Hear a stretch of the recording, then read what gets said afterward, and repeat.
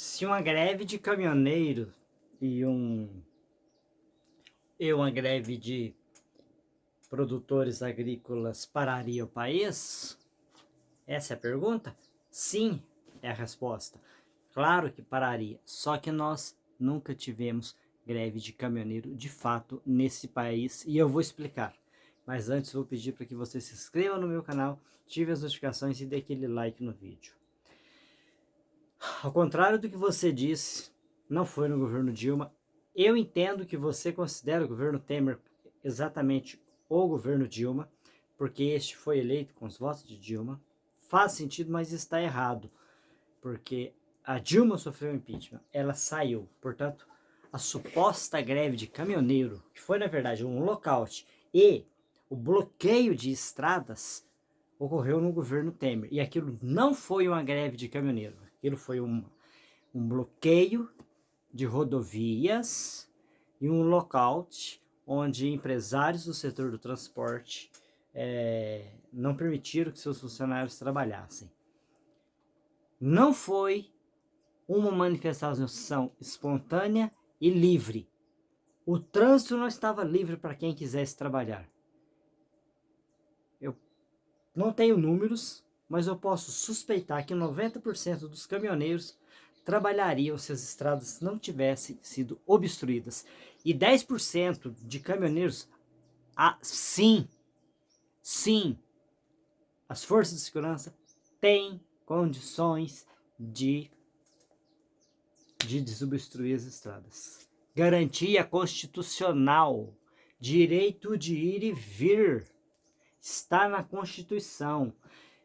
E em todas as manifestações que eu vi, eu estive em Goiânia, em Trindade, na época, todas pediam intervenção militar. E você agora já sabe que isso é crime tipificado no Código de Processo Penal.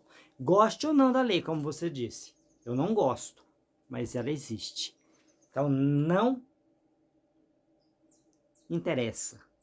Cometer o crime de obstruir as estradas e cometer o crime de pedir intervenção, de pedir golpe de Estado, certo? Então, aquela greve lá de 2018, né?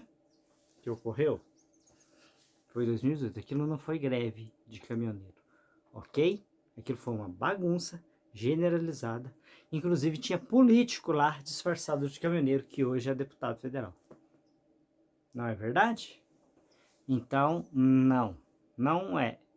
Não tivemos greve de caminhoneiro. Agora, sim, se ocorrer uma de modo espontâneo, porque aí tem legitimidade. Aquilo lá causou o caos no país, derrubou em 1 ponto percentual o PIB do país, que poderia ter sido de 3%, né?